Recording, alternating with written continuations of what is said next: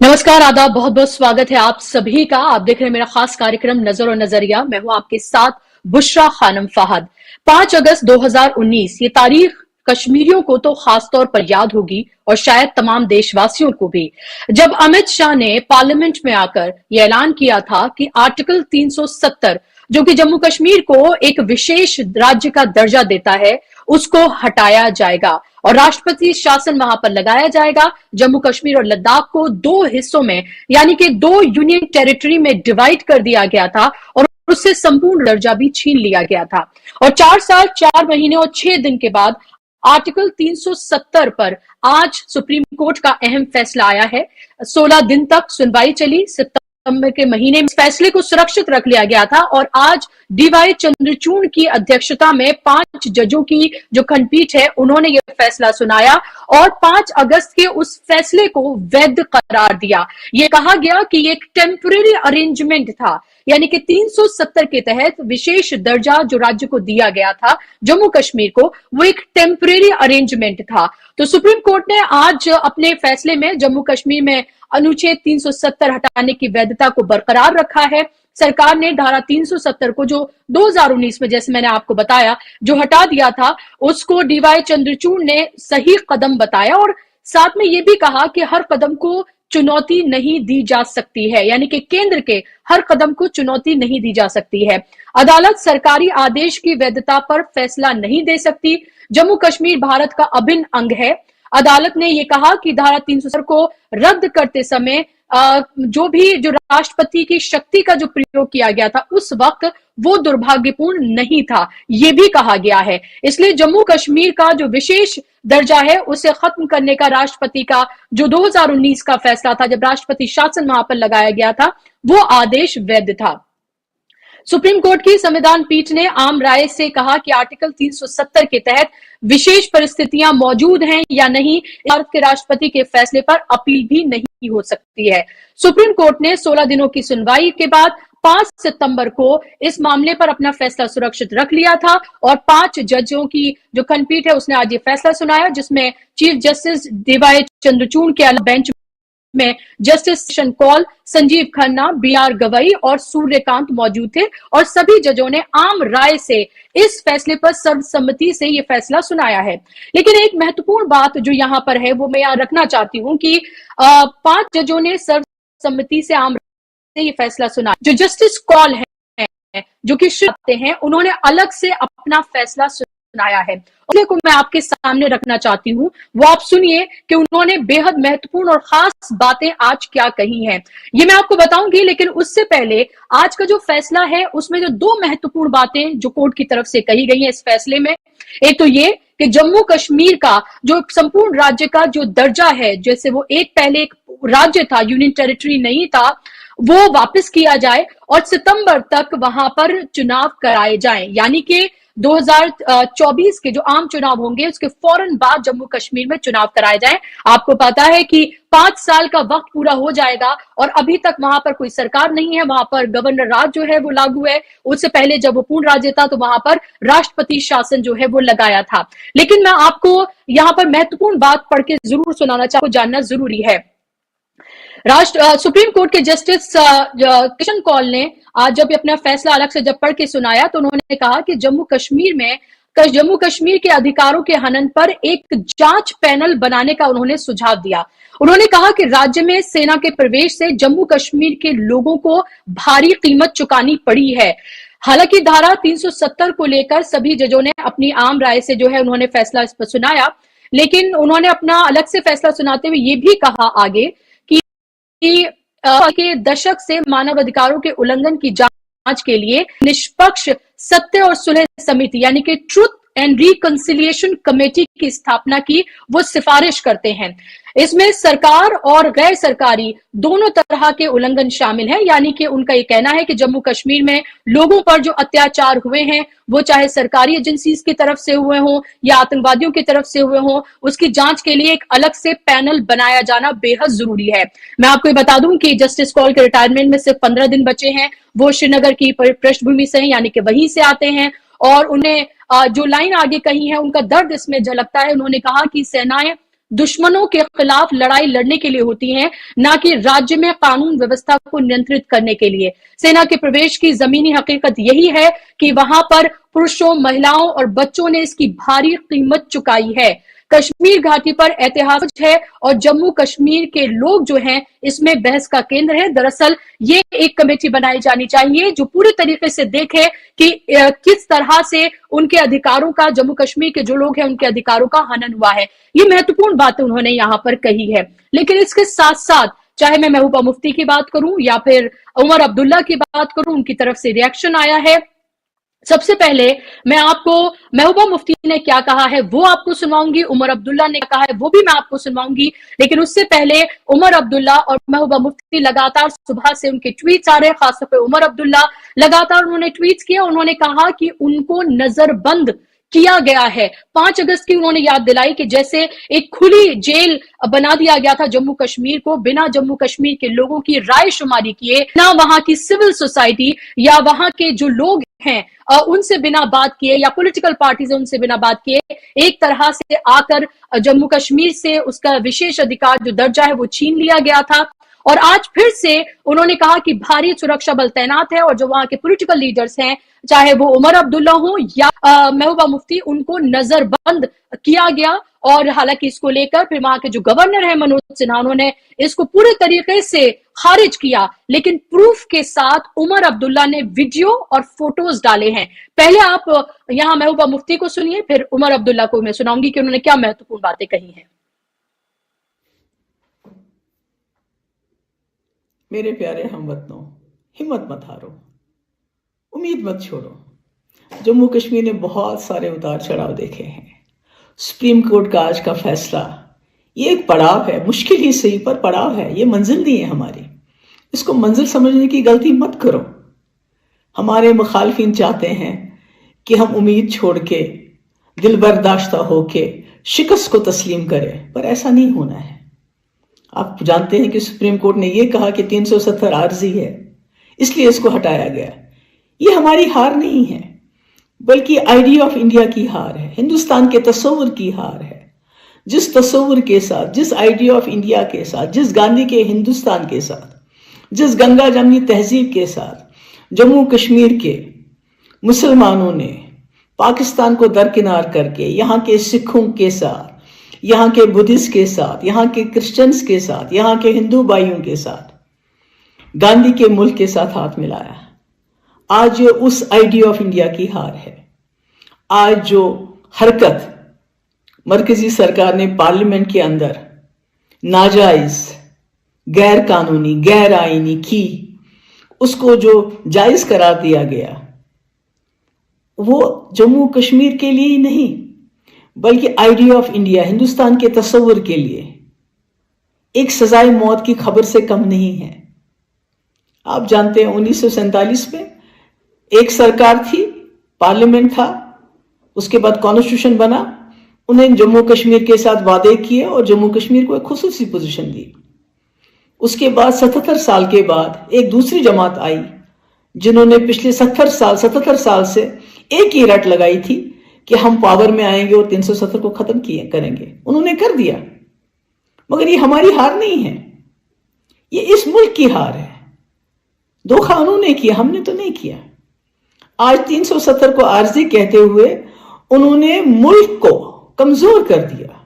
उन्होंने जम्मू कश्मीर में उन ताकतों को मजबूत किया जो बार बार कहती थी कि जम्मू कश्मीर का मुल्क के साथ इल्हाक आर्जी है। तो आज 370 को आर्जी कहते हुए आपने जम्मू कश्मीर का जो रिश्ता है उसको आर्जी करार देके उसको तोड़ दिया। जो हाथ आपसे मिला था उम्मीदों के साथ 1947 में, आज आपने उस हाथ को जख्मी कर दिया। इसलिए हिम्मत मत हारो मेरे भाइयों, मेरी बहनों, मेरे बच्चों, ये वक्त भी नहीं रहेगा। मैं अपने देशवासियों से कहना चाहती हूं, आप में से कई लोग इस वक्त जश्न मनाते होंगे, जम्मू कश्मीर के लोगों के आंसू। तो अभी आपने यहाँ पर महबूबा मुफ्ती को सुना और गंभीर उन्होंने आरोप के साथ साथ गंभीर बातें कही हैं और जज्बाती एक अपील भी की है जम्मू कश्मीर के लोगों से। उमर अब्दुल्ला ने लगातार कई ट्वीट्स किए। उमर अब्दुल्ला ने लिखा है, disappointed but not disheartened, the struggle will continue, it took the BJP decades to reach here, we are also prepared for the long haul। तो उनका कहना है कि हमारा दिल जरूर टूटा है, डिसअपॉइंटेड है, लेकिन दिल नहीं टूटा है हमारा, और ये स्ट्रगल जो है वो लंबे वक्त तक जारी रहेगा। बीजेपी को यहां तक पहुंचने में सालों लगे, दशकों लग गए, और हमारा स्ट्रगल भी ये लंबा है और हम इसके लिए तैयार हैं। फिर आगे उन्होंने कहा कि दिल ना उम्मीद तो नहीं, नाकाम ही तो है, लंबी है गम की शाम मगर शाम ही तो है, यानी कि ये वक्त भी गुजर जाएगा, उनका ये कहना है। लेकिन उसके साथ साथ उन्होंने अपने ट्विटर हैंडल से उससे उन्होंने लाइव किया और लाइव करके ये दिखाया कि किस तरह से उनको नजरबंद किया गया है। बाहर एक चेन उनके दरवाजे के बाहर, उनके गेट के बाहर लगाई गई है, जिसको मनोज सिन्हा ने, जो गवर्नर है, उन्होंने डिनाई किया, लेकिन उन्होंने लाइव ट्विटर पे आकर उसकी एक तरह से पोल खोलकर पूरी तरीके से रख दी है। मैं आपको दिखाऊं कि देखिए क्या वो कह रहे हैं और किस तरह से वो प्रूफ जो है वो दिखा रहे हैं। के अंदर आपसे इस तरह मुखातिब हो रहा हूं क्योंकि जैसे मैं अभी दिखाने जा रहा हूं, घर के गेट पे ताला लगा हुआ है, तो मुझे मिलने की इजाज़त नहीं दी जा रही है।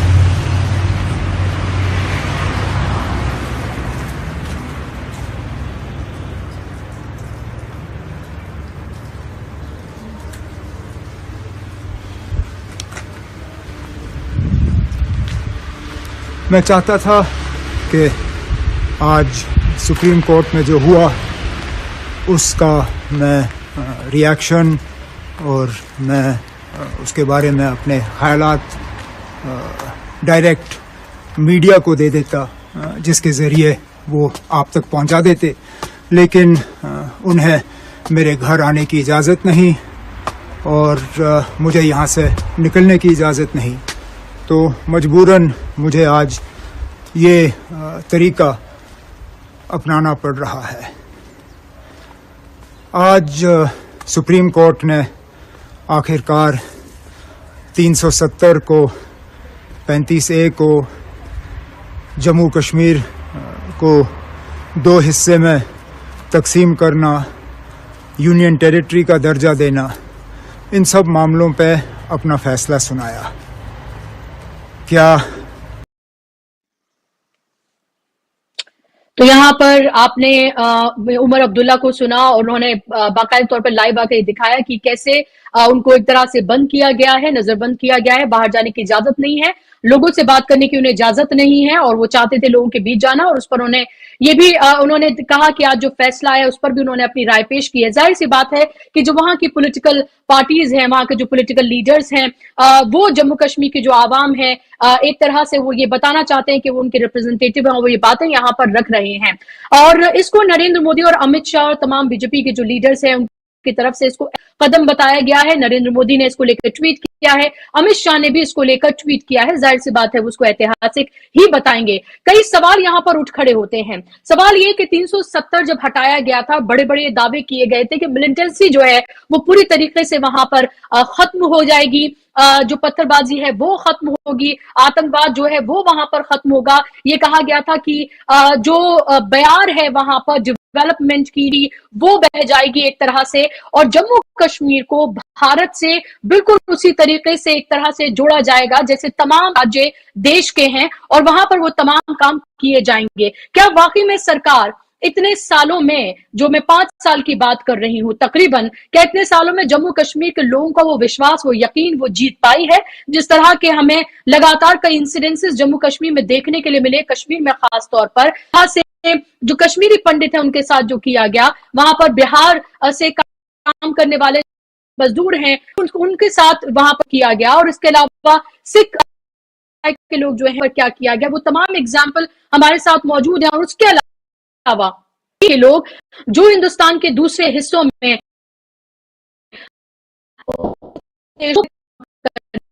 लिए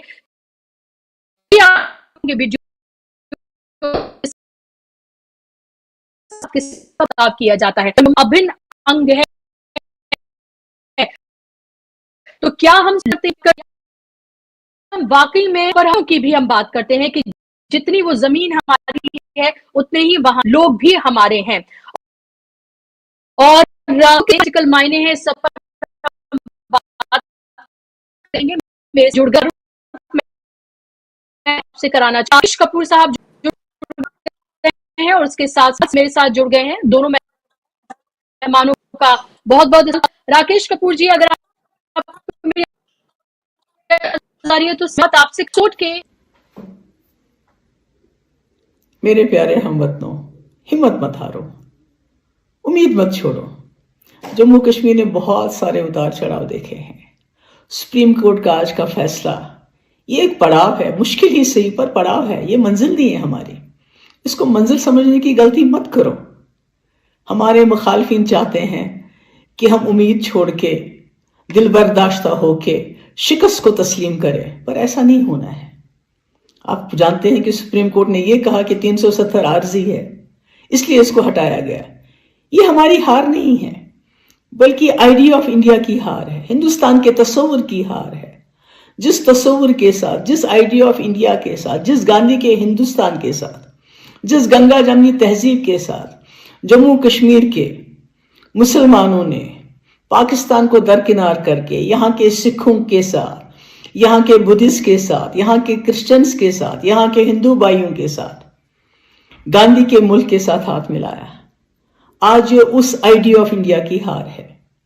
आज जो हरकत मरकजी सरकार ने पार्लियामेंट के अंदर नाजायज, गैर कानूनी, गैर आईनी की, उसको जो जायज करार दिया गया, वो जम्मू कश्मीर के लिए ही नहीं बल्कि आइडिया ऑफ इंडिया, हिंदुस्तान के तस्वुर के लिए एक सजाए मौत की खबर से कम नहीं है। तो यहाँ पर एक बार फिर से आप सुन रहे थे महबूबा मुफ्ती को और मेरे साथ दो खास मेहमान आप देख सकते हैं मौजूद हैं। राकेश कपूर साहब सीनियर जर्नलिस्ट, बिलाल सब्जवारी जी पॉलिटिकल एनालिस्ट, जाना माने चेहरे हैं दोनों। बहुत बहुत स्वागत, इस्तकबाल आप दोनों का। राकेश कपूर जी, शुरुआत में आपसे करना चाहूंगी। 5 अगस्त 2019 वो तारीख थी जब अमित शाह ने पार्लियामेंट में यह ऐलान किया था और 2 हिस्सों में बांट दिया था जम्मू कश्मीर और लद्दाख को। लद्दाख अभी भी यूनियन टेरिटरी ही रहेगा, लेकिन सुप्रीम कोर्ट ने कहा है कि राज्य का दर्जा बहाल किया जाए और जल्द से जल्द इलेक्शन कराए जाए। यानी कि इसको लेकर उन्होंने सवाल खड़ा किया है कि इलेक्शंस क्यों अब तक नहीं कराए जा रहे हैं और क्यों राज्य का दर्जा जो है अब तक बहाल नहीं हुआ है। मैं इससे पहले इसकी टेक्निकलिटीज पे जाऊं, सवाल मेरा यह है कि अब तक इस बात का जस्टिफिकेशन ना तो कोर्ट की तरफ से अभी तक हो पाया है, ना सरकार की तरफ से, ये कि आखिर क्यों जब 370 हटाई गई थी, 35 को हटाया गया था, तो जम्मू कश्मीर को 2 हिस्सों में बांटकर 2 यूनियन टेरिटरीज में आखिर क्यों बांटा गया था, क्यों उससे राज्य का दर्जा छीना गया था, आखिर एक राज्य के साथ इस तरह का व्यवहार क्यों किया गया था। और क्या इन 5 सालों में आपको लगता है कि सरकार ने जो कहा था वो कुछ ने करके दिखाया है? क्या जम्मू कश्मीर के लोगों का यकीन वो जीत पाए हैं? क्योंकि सिर्फ कश्मीर एक पीस ऑफ लैंड नहीं है, बल्कि वहां millions of people they live there. तो क्या उनका यकीन वो जीत पाए हैं? क्या उनकी रजामंदी इस सब में शामिल है? बुशरा जी, आपने जो सवाल पूछे हैं, जो आपके सवालात हैं, वाजिब सवालात हैं, लेकिन आपने जो अभी मोहतरमा महबूबा मुफ्ती की जो बाइट दिखाई है, इनकी क्रेडिबिलिटी क्या है, क्या मैं पूछ सकता हूं? मुफ्ती साहिबा की क्रेडिबिलिटी क्या है? इन्होंने तो बीजेपी के साथ सरकार चलाई है वहां, और इनकी सरकार जाने के बाद ही वहां पर राज्यपाल का शासन आया, फिर राष्ट्रपति शासन आया। उसके बाद 5 अगस्त 2019 आया। 2018 में इनकी सरकार चली गई थी, बीजेपी के साथ सरकार थी इनकी। तो जो ये बातें कह रही हैं, सवाल ये है कि ये तो सीधा सुप्रीम कोर्ट को चुनौती दे रही है कि गैर आईनी काम हुआ है। सुप्रीम कोर्ट से और कोई बड़ा आईन का ओहदेदार है हिंदुस्तान में? देखिए, सुप्रीम कोर्ट के सामने सवाल सिर्फ ये था कि जो 5 अगस्त 2019 को संसद के अंदर 370 हटाने का काम किया गया और 2 राज्यों में विभाजित किया गया, जम्मू और कश्मीर जी। को, और दोनों को केंद्र शासित क्षेत्र बनाया गया, वो संवैधानिक है या नहीं? सुप्रीम कोर्ट की भूमिका सिर्फ यहीं तक सीमित है पूरे मामले में। इसके राजनीतिक परिणाम क्या होंगे, राजनीतिक प्रभाव क्या होंगे, what will be the fall out, what will be the political fall out, supreme court is not concern with it at all. उनका जो मसला था वो संविधान तक था, और जो पाई थी उसमें डीवाई चंद्रचूड़ पर ही गौर फरमा रहे हैं, इसके अलावा और कुछ नहीं कर रहे हैं, और हमारा किसी चीज से लेना देना नहीं है। तो उन्होंने संवैधानिक पक्ष को स्पष्ट किया है, साफ किया है कि जम्मू कश्मीर में जो 370 हटाई गई, वो किस मुंह से कह रही है कि इसको जो है वो आरजी करार दे दिया, जब हमारे संविधान में ही आरजी है, ये अस्थायी है, और इसको अनुसूची शेड्यूल 21 में रखा गया है संविधान के, और शेड्यूल 21 में वो अनुच्छेद रखे जाते हैं, वो धाराएं रखी जाती हैं जो आरजी होती हैं, जो अस्थायी होती हैं। तो उस समय ये अस्थायी रूप से ही लागू की गई थी, ये तो हमें स्वीकार करना चाहिए ना। ये तो आईनी बात है ना, ये गैर आईनी बात कहां से हो गई? तो मैं इनकी बात पर जरा ज्यादा गौर करना नहीं चाहता हूं, क्योंकि ये पॉलिटिक्स कर रही हैं, और पॉलिटिक्स तो होगी इस पर, नो डाउट पॉलिटिक्स तो होगी। और जहां तक उमर अब्दुल्ला साहब का सवाल है, तो हिंदुस्तान तो दिल्ली में इंडियन एक्सप्रेस के अड्डा प्रोग्राम में इन्होंने कहा था साल भर पहले कि धारा 370 हट गई, अब हमें ये स्वीकार करना चाहिए। मैं ये मानता हूं कि धारा 370 वापस नहीं आने वाली है। Now we will fight for statehood for Jammu and Kashmir. ये इन्हीं के लफ्ज हैं, इन्हीं के शब्द हैं जी। तो अब ये पॉलिटिक्स कर रहे हैं तो बात अलग है, लेकिन सुप्रीम कोर्ट ने साफ कर दिया है कि जो वहां की कॉन्स्टिट्यूएंट असेंबली, देखिए मैं वकील नहीं हूं, ना कोई संविधान का ज्ञाता हूं, लेकिन एक लेमैन की तरह तरीके से जितना समझ पाया हूं वो आपको बताता हूं। जो कॉन्स्टिट्यूएंट असेंबली बनी थी जम्मू एंड कश्मीर में 52 में, वो 57 में भंग हो गई। 56 में उसने संविधान लागू कर दिया जम्मू कश्मीर का। और जम्मू कश्मीर के संविधान की पहली लाइन क्या है, पहला नुक्ता क्या है? पहला नुक्ता यह है कि जम्मू कश्मीर भारत का, भारतीय संघ का अभिन्न अंग है। ये पहला नुक्ता है जम्मू कश्मीर संविधान का, जम्मू कश्मीर का जो संविधान था। अब सुप्रीम कोर्ट ने सिर्फ फैसला यह दिया है कि अगर वहां पर, चूंकि संविधान सभा एक विशेष उद्देश्य के लिए बनाई गई थी, उसका काम संविधान तैयार करना था, वो संविधान सभा का काम समाप्त हो गया। उसके बाद संविधान सभा समाप्त हो गई, और संविधान सभा ने कहा कि धारा 370, ये अनुच्छेद 370 रहेगा, और अनुच्छेद 370 के जरिए दिल्ली और श्रीनगर के संबंध बने रहेंगे। लेकिन उसका ये भी मतलब था, देखिए ये चीजों को घुमा फिरा कर पेश करने से बात नहीं बनेगी। जो हकीकत है उसको हमें पहचानना चाहिए और उसको स्वीकार करना चाहिए। और हकीकत ये है कि 370 जब जो इंस्ट्रूमेंट ऑफ एक्सेशन है उसमें और 370 में विरोधाभास कहाँ है? चूंकि इंस्ट्रूमेंट ऑफ एक्सेशन विशेष परिस्थितियों में लिखा गया था, और हिंदुस्तान के लोगों को ये मालूम होगा 15 अगस्त 1947 को इस भारतीय उपमहाद्वीप में 3 देश थे, हिंदुस्तान और पाकिस्तान नहीं थे। एक जम्मू कश्मीर भी था, वो स्वतंत्र देश था 15 अगस्त 1947 को। और महाराजा हरि सिंह कोई कम दोषी नहीं है, ना वो इधर थे ना उधर थे। उन्होंने 7 या 8 अगस्त 1947 को स्टैंड स्टिल समझौता किया। पाकिस्तान ने उसे मंजूर किया, हिंदुस्तान ने मंजूर नहीं किया। वो चाहते थे कि पाकिस्तान से उनके हिंदुस्तान पाकिस्तान बंटवारे के बाद वैसे ही संबंध रहे जैसे पहले थे।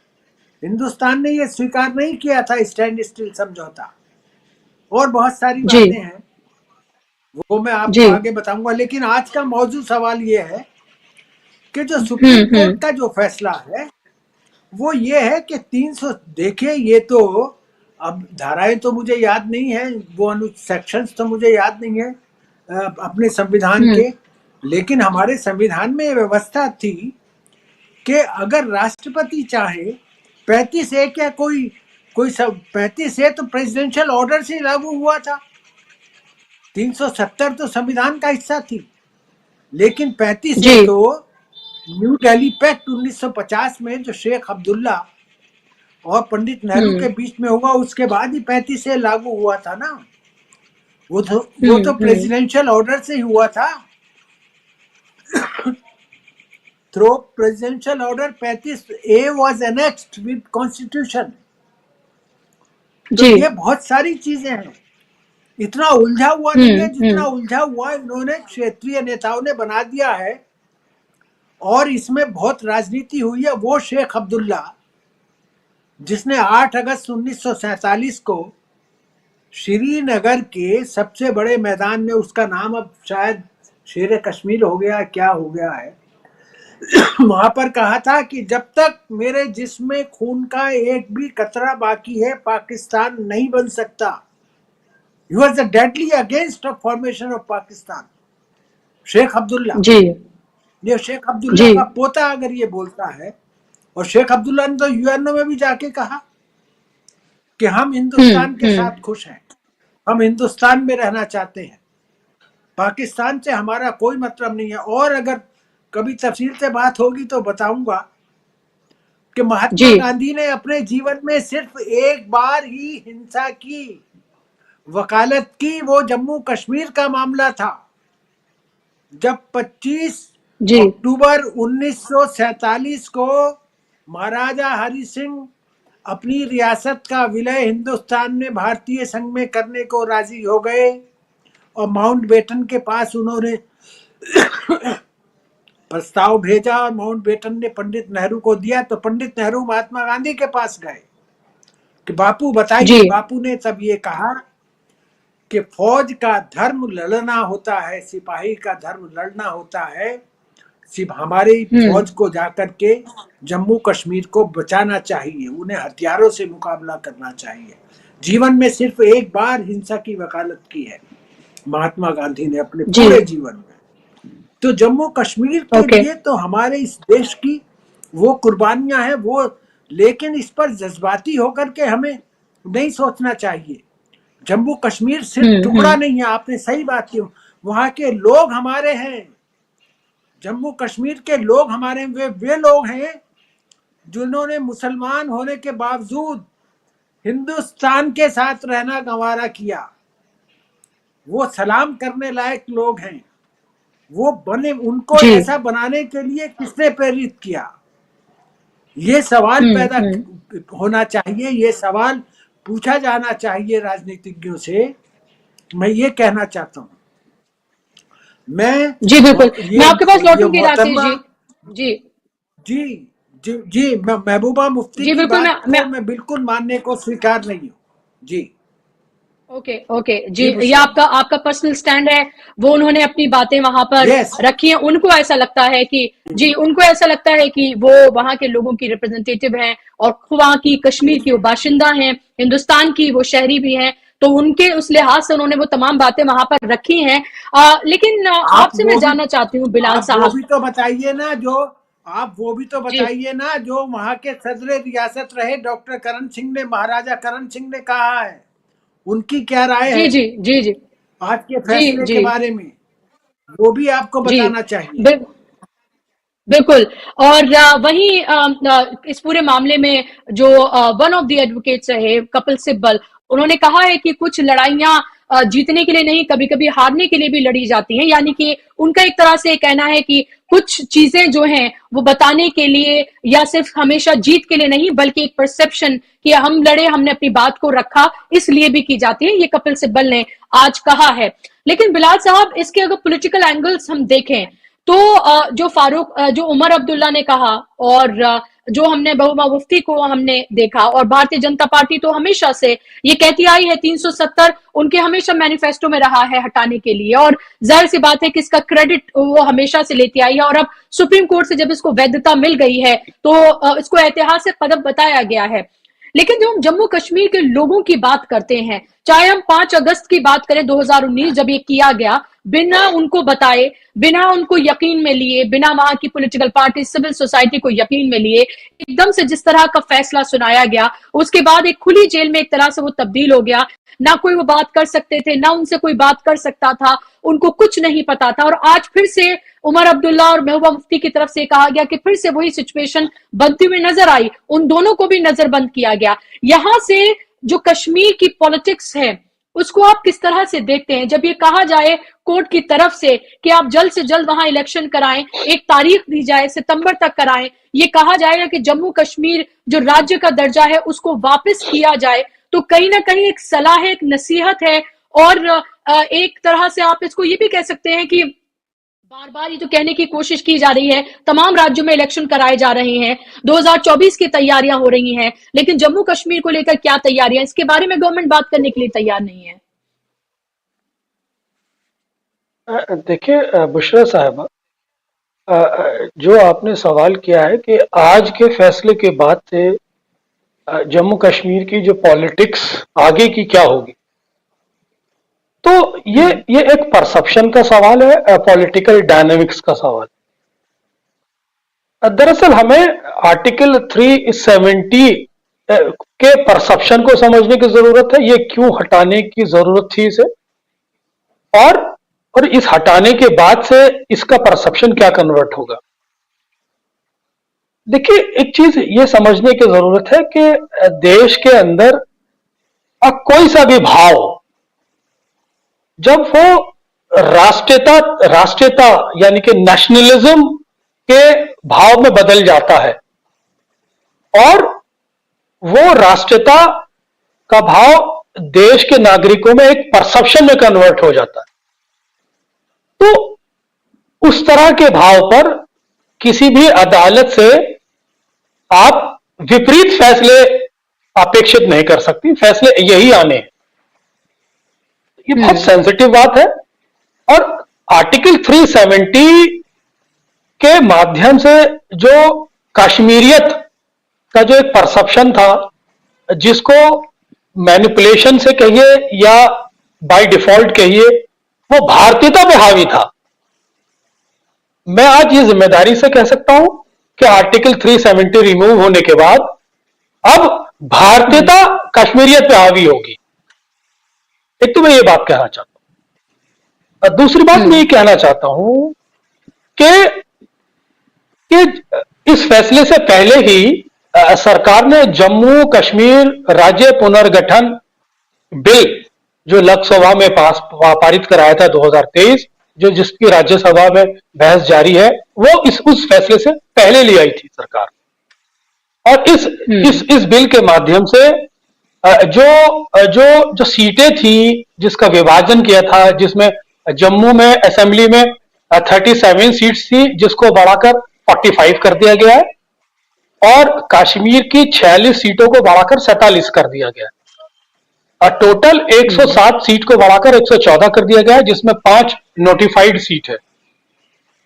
उसी के साथ साथ इस पुनर्गठन विधेयक के माध्यम से जो पुनर्वासी जो कश्मीरी विस्थापित लोग हैं, उनके लिए भी घाटी में मौजूद एक उनके लिए सीट रिजर्व रखी गई है, और एक पाक ऑक्युपाइड कश्मीर के विस्थापित है, उनके लिए भी एक रिप्रेजेंटेशन रखा गया है। दरअसल ये बात समझने की है कि धारा 370 के माध्यम से जो एक पूरे देश के अंदर एक हमारे पड़ोसी देश ने एक एक परसेप्शन क्रिएट किया था और कश्मीरी लोगों को मिसगाइड किया था, उसका उसका असर पूरे हिंदुस्तान के अंदर आप महसूस कर सकती हैं। और साथ ही साथ हमारे जम्मू कश्मीर से रिलेटेड खासतौर से 3 पॉलिटिकल फैमिलीज, जिसमें महबूबा मुफ्ती फैमिली है, अब्दुल्ला फैमिली है और लोन फैमिली है। गुलाम नबी आजाद अब पार्टी बना के उसमें शामिल हो गए, तो कुल मिलाकर 4 पॉलिटिकल पार्टीज कह सकते हैं जो डेमोक्रेटिक फॉर्म में जम्मू कश्मीर के अंदर स्थापित हुई और एक मैंडेट हासिल करती रही। दरअसल इन लोगों ने कभी भी भारतीयता के उस भाव को समझने की कोशिश ही नहीं की जिसके जिसके माध्यम से कश्मीरियत को एक मेन स्ट्रीम भाव से जोड़ा जा सके। इन लोगों ने हमेशा से अपना हित देखा और कश्मीरियत को एक्सप्लॉइट किया। अटल बिहारी वाजपेयी उन नेताओं में से होते थे जो कश्मीरियत और जमहूरियत की बात करते थे। वो हमेशा से भारत के लोकतांत्रिक परिप्रेक्ष्य में जो कश्मीर का जो अस्तित्व होता था उसके गौरव की बात करते थे और हमेशा से इस समस्या का जो हल है वो डायलॉग के प्रोसेस से बात करते थे या फिर एक लोकतांत्रिक तरीके से इसको हल करने की कोशिश करते थे।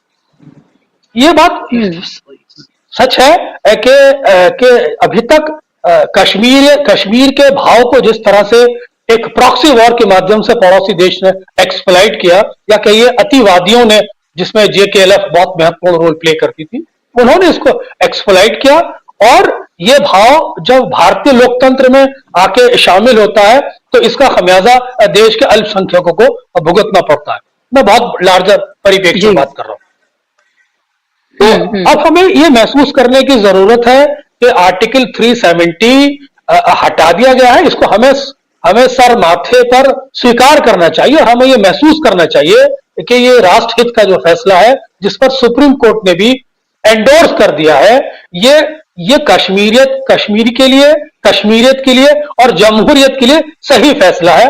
और अब हमें जो पुनर्गठन बिल के माध्यम से जो कश्मीर का नया स्वरूप होगा उसमें ही भारत के अल्पसंख्यकों को, खासतौर से कश्मीर के अल्पसंख्यकों को उसी के माध्यम से अपना भविष्य तलाश करना चाहिए। और एक बात और मैं कहना चाहता हूं कि देखिए कश्मीर के अंदर आप देखें जब तक आर्टिकल 370 था तो न ही तो वहां मंडल कमीशन की सिफारिशें लागू होती थी, न ही शेड्यूल कास्ट शेड्यूल ट्राइब्स को आरक्षण था। ये भी एक सच्चाई है, इसको हमें स्वीकार करना चाहिए। तो ये बहुत सारे इसके पॉलिटिकल डायमेंशन है और अब मैं यही उम्मीद करता हूं कि कश्मीर के लोगों को एक नई तरीके से सोचने की जरूरत है। अपने आप को जिस तरह से वहां के नेता उनको एक्सप्लॉइट करते हैं उससे बचने की जरूरत है और अपने आप को देश की मुख्यधारा भारतीयता के साथ जितना वो जोड़ पाए उनके भविष्य के लिए वो उतना ही अच्छा हो सकता। ये मैं एक परसेप्शन में कि इसका एक अंडरस्टैंड करता हूं। जहां तक सुप्रीम कोर्ट के फैसले का सवाल है तो उस पर न ही मैं कोई टीका टिप्पणी करना चाहता, बल्कि उसे सम्मति के साथ और बड़े आदर के साथ स्वीकार ही करता हूं। जी बिल्कुल, ओके, ये आपका पॉइंट ऑफ व्यू है। लेकिन राकेश जी, मेरा सवाल ये है कि जब से आर्टिकल 370 वहां से हटा है, क्या आपको नहीं लगता कि सरकार की तरफ से एक यकीन जीतने के लिए वहां के लोगों का ना सिर्फ उनको केंद्र में रखकर सियासत की जाए, या फिर क्योंकि वहां की ज्यादातर पॉपुलेशन जो है वो मुसलमान है, इस फैक्ट को भी हम दरकिनार नहीं कर सकते हैं।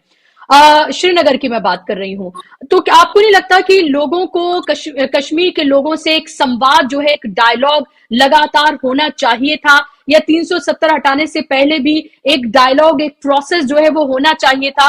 और जब हम अलग अलग जगहों पर देखते हैं, जब 370 हटा तो आपने भी देखा होगा कि सोशल मीडिया पे किस तरह से वहां की महिलाओं को लेकर अभद्र टिप्पणियां जो हैं वो देश के बाकी खासतौर पर उत्तर भारतीयों की तरफ से की गई। और उसके अलावा जब वो उत्तर भारत में कहीं पर कश्मीरी काम करने जाते हैं, लगातार हमने देखा इस तरह के इंसिडेंट्स आए हैं कि उनको उनके साथ मारा पीटा जाता है। यूनिवर्सिटीज में हमने देखा है कि उनके साथ मारपीट की जाती है, भेदभाव किया जाता है।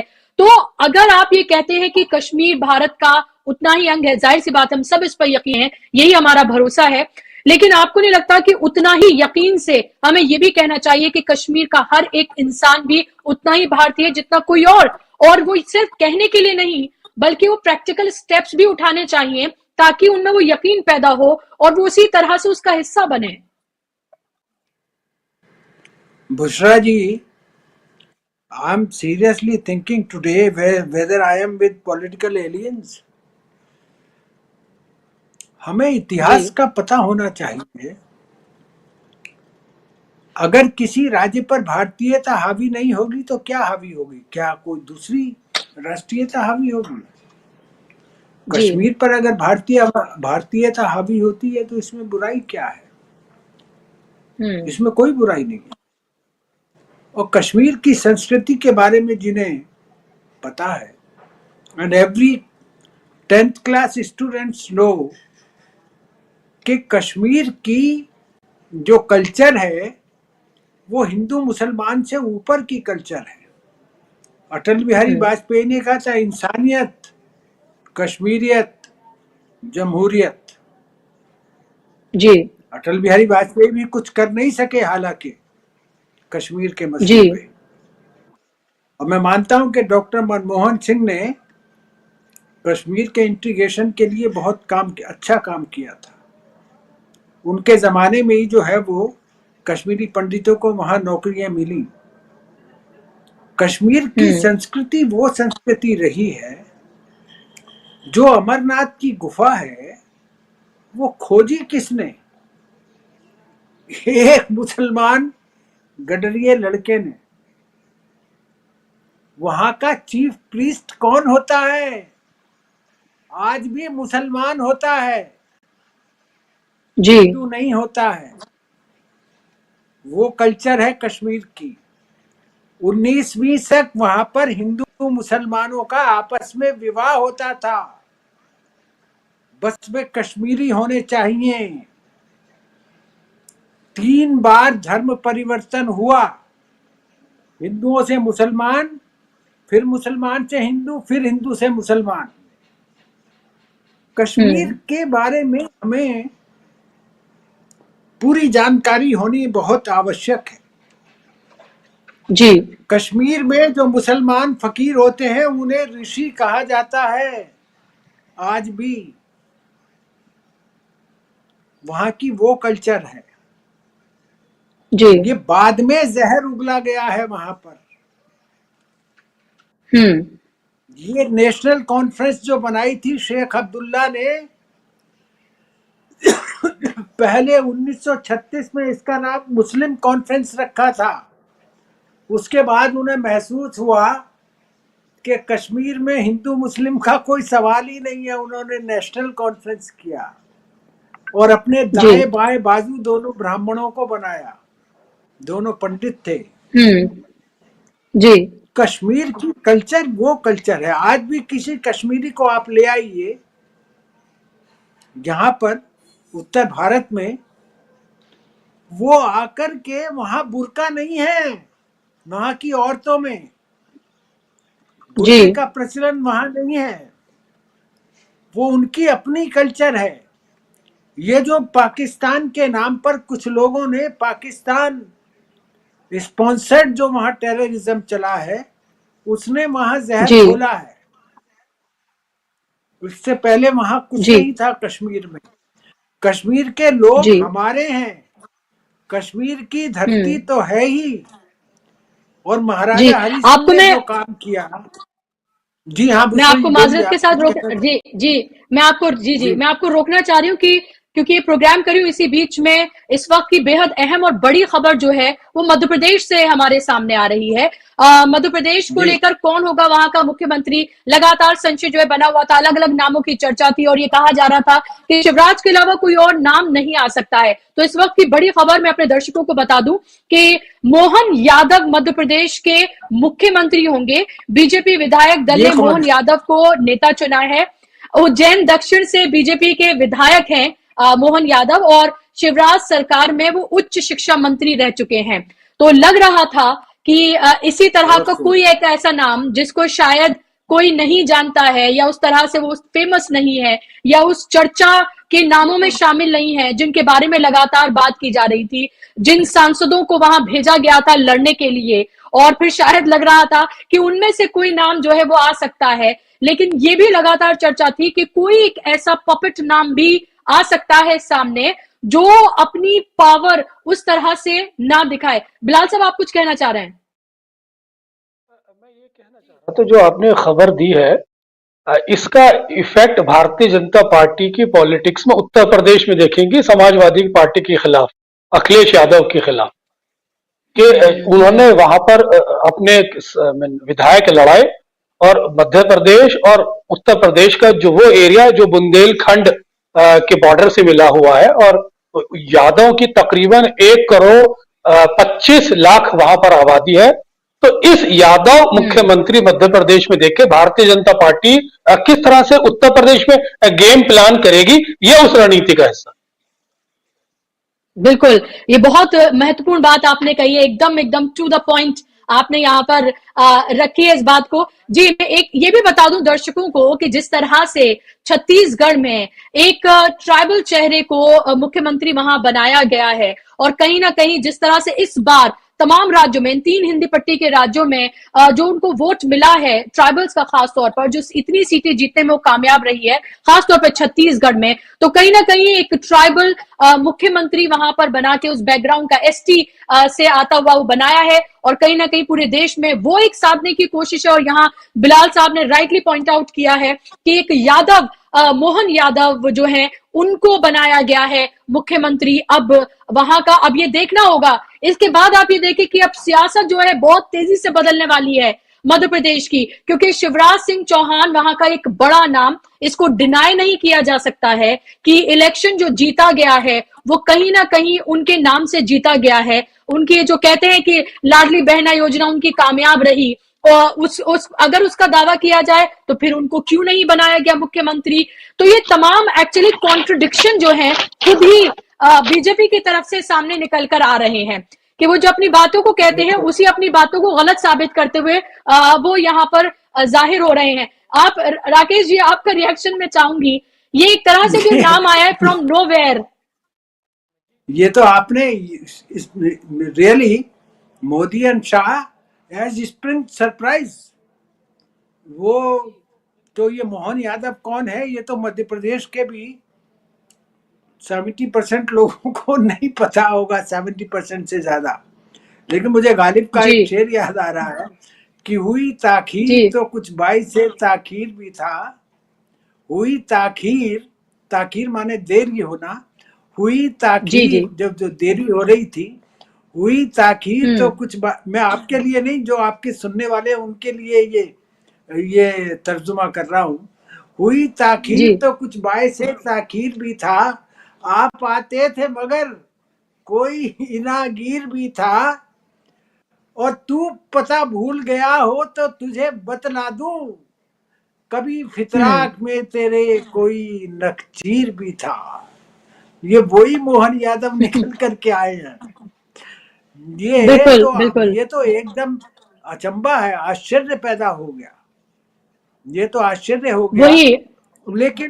लेकिन बुशरा जी, अब हम देखते हैं कि कल राजस्थान में क्या होता है। राजस्थान में तो कल चुनाव, वहां भी ऐसा लगता है कि ऐसे ही जाएगा, लेकिन मुझे लगता है कि ये जो मध्य प्रदेश, राजस्थान और छत्तीसगढ़ के जो चुनाव जीते हैं बीजेपी ने, ये अपनी एक विशेष स्ट्रेटेजी के तहत जीते हैं, और मोदी जी के चेहरे पर जीते हैं। मोदी और शाह की रणनीति, मोदी और शाह की रणनीति यहाँ सफल रही है, ये हमें मानना चाहिए। हम चाहे क्रिटिक हो, ना हो, समर्थक हो, विरोधी हो, वो अलग बात है, वो हमारे व्यक्तिगत विचार हो सकते हैं, लेकिन ये तो हमें कबूल करना ही चाहिए कि इनकी रणनीति सफल रही है, स्ट्रेटेजी सफल रही है, और ये अपनी स्ट्रेटेजी पर आगे बढ़ रहे हैं, और लोकसभा चुनाव देखते हुए आगे बढ़ रहे हैं। अब मैं जम्मू कश्मीर की बात करता हूँ।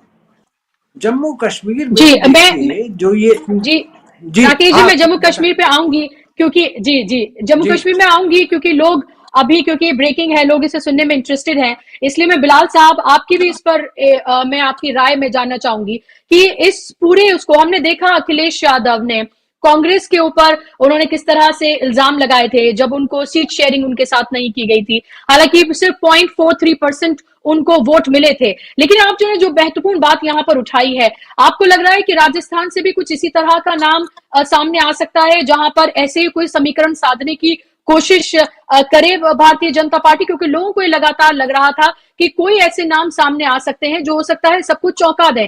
तो मध्य प्रदेश से तो इसी तरह का नाम सामने आया है। छत्तीसगढ़ में जाहिर सी बात है वो नाम था सामने, लेकिन बहुत उन लोगों को कॉन्फिडेंस नहीं था।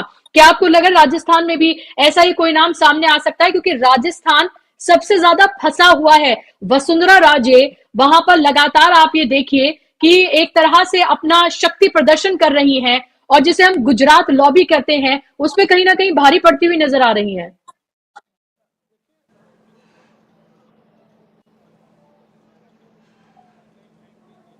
आपकी आवाज नहीं आ रही है जी।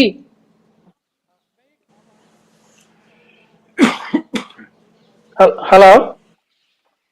जी तो जी मैं ये जी। कह रहा था, हाँ मैं ये कह रहा था कि जिस तरह से मैंने आपको इस यादव ओबीसी मुख्यमंत्री का नैरेटिव उत्तर प्रदेश से कनेक्ट होकर बताया, इस तरह से जो विष्णु देव साय हैं, जो आदिवासी समाज से आते हैं, छत्तीसगढ़ के मुख्यमंत्री बनाए गए हैं, उसका प्रभाव झारखंड में भी आपको देखने को मिलेगा और फिर मध्य प्रदेश में भी देखने मिलेगा। मध्य प्रदेश, झारखंड और छत्तीसगढ़, ये आदिवासी बेल्ट भी मानी जाती है, ओबीसी बेल्ट भी मानी जाती है।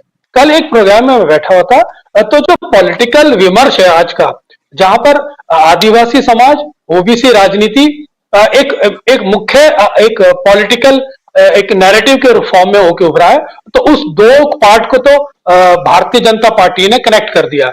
अब रहा अपर कास्ट का सवाल, तो अपर कास्ट में भी एक राजपूत या कहिए अपर कास्ट एंगल पर मैं राजस्थान का डिसीजन देखता हूं। और जहां तक वसुंधरा का सवाल है, तो देखिए वसुंधरा अपने आप में एक दबंग नेता है, इसमें मैं इसको अस्वीकार नहीं करता, लेकिन मौजूदा राजनीतिक परिस्थितियों में जो हालात हैं, जो अमित शाह प्रधानमंत्री नरेंद्र मोदी जी की राजनीति है और उसकी शक्ति है, उसको समझने की जरूरत है। लोग परसेप्शन में ये कह रहे हैं कि वसुंधरा विधायकों को तोड़ के सरकार बना सकती है। मैं इसके विपरीत बोल रहा हूं। मैं ये कह रहा हूं कि वसुंधरा अगर इफ के साथ अगर बगावत करती है, इफ तो वो सरकार भारतीय जनता पार्टी की राजस्थान में सरकार बनाने में एक अड़ंगा तो लगा सकती है, लेकिन वो खुद सरकार नहीं बना सकती जी। यानी कि जो भारतीय जनता पार्टी की सरकार बनाने का जो प्रोसेस है, उसमें थोड़ा बहुत डिले कर सकती है वो, लेकिन अगर वो ये सोचे कि वो खुद सरकार बना लेंगी तो ये गलतफहमी है। ओके ओके, लास्ट कमेंट आपसे राकेश जी, मेरा ये कि आप शिवराज सिंह की सियासत को कैसे देखते हैं?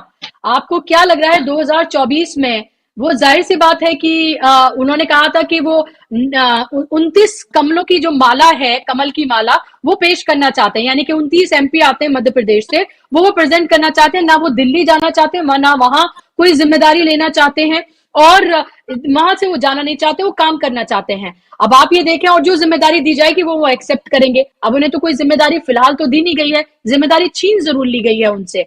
और वो टॉलेस्ट लीडर के तौर पर अगर हम देखें तो फिलहाल वो चेहरा जो है शिवराज सिंह चौहान का बीजेपी में नजर आता है। क्या अपने एक प्रतिद्वंदी को साइडलाइन कर दिया है नरेंद्र मोदी ने? बुशरा जी, मैं आपसे पूछता हूं, क्या उमा भारती कम टॉलेस्ट चेहरा थी? 2005 से पहले मध्य प्रदेश की राजनीति में कहां है आज वो? देखिए, ये बीजेपी है।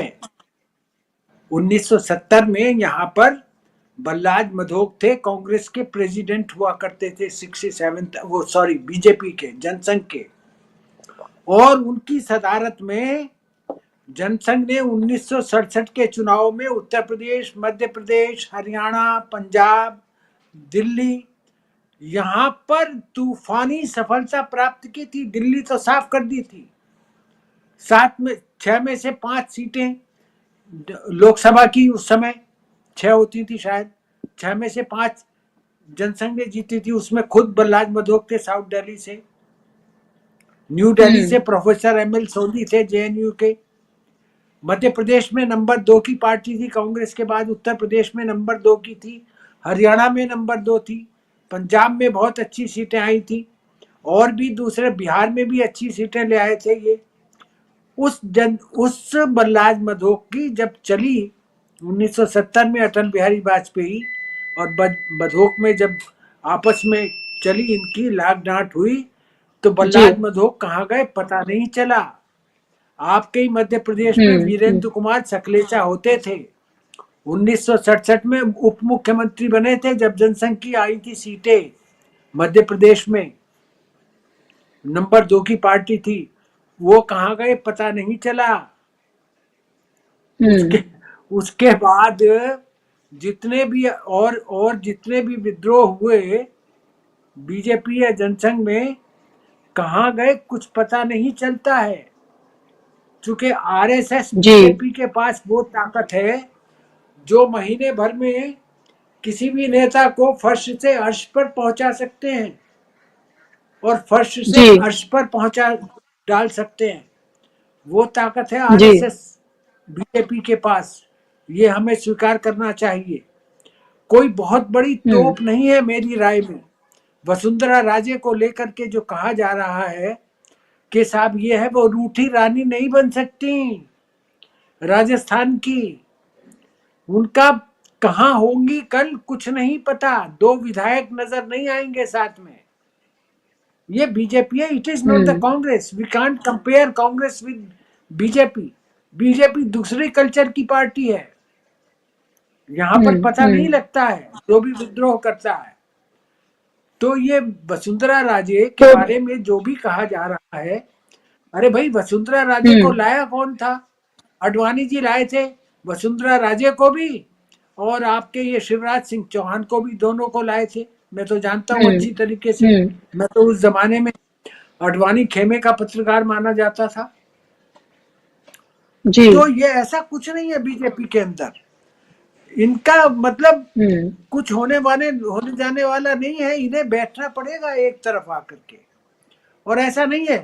बीजेपी नेता बनाना जानती है।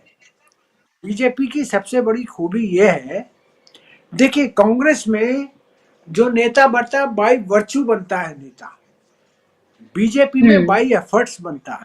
ये फर्क है दोनों पार्टियों में, ये हमें स्वीकार करना चाहिए। तो मुझे नहीं लगता कि राजस्थान में भी ऐसा ही कोई अजूबा आएगा, ऐसा ही कोई अजूबा होगा राजस्थान में भी। जैसे यहाँ मोहन यादव आ गए, वहां कोई लल्लू सिंह आ जाएंगे जी। तो देखना होगा, बेहद इंटरेस्टिंग। जी बिल्कुल। ये पावर की लड़ाई है। जो कुर्सी पर बैठ जाता है उसकी जय जयकार तो होने ही लगती है, लेकिन जिसकी जय जयकार नहीं करवाई गई है वो क्या आगे खेल करता है, ये भी देखना बेहद महत्वपूर्ण होगा। बहुत शुक्रिया आप दोनों मेहमानों का कार्यक्रम का हिस्सा बनने के लिए। एक कार्यक्रम में लग रहा है 2 कार्यक्रम हम लोगों ने कर लिए हैं। बहुत शुक्रिया, और शुक्रिया आप तमाम दर्शकों का भी। और ये बड़ी खबर आपके सामने हमने पहुंचा दी इस कार्यक्रम के जरिए कि मोहन यादव जो है वो अगले मुख्यमंत्री होंगे मध्य प्रदेश के। अब देखना होगा शिवराज सिंह चौहान की भूमिका क्या होगी, वो क्या करते हैं 2024 में, किस तरह से वो काम करते हैं, नहीं करते हैं, किस तरह की लॉबीज बनती हैं, ये देखना बेहद महत्वपूर्ण होगा। क्योंकि 18 साल से वो लगातार वहां के चीफ मिनिस्टर हैं, और उन्हीं के एक तरह से चुनाव जब लड़ा गया, अनौपचारिक ही सही, लेकिन लोग उन्हीं को ही चेहरा मान रहे थे। लेकिन जब सब जगह पर यह कहा गया कि मोदी की गारंटी, मोदी ही चेहरा है, उन्हीं के नाम पर इलेक्शन लड़ा जा रहा है, तो ये कहीं ना कहीं दिमाग में जरूर था कि कोई ना कोई ऐसे नाम इन राज्यों में आ सकते हैं अगर भारतीय जनता पार्टी जीतती है। अब 2 राज्यों का के चीफ मिनिस्टर का ऐलान हो चुका है, अब राजस्थान बचा है जो सबसे टेढ़ी खीर साबित हो रहा है। देखना होगा कि कल वहां क्या फैसला होता है। आज के कार्यक्रम में बस इतना ही। नमस्कार।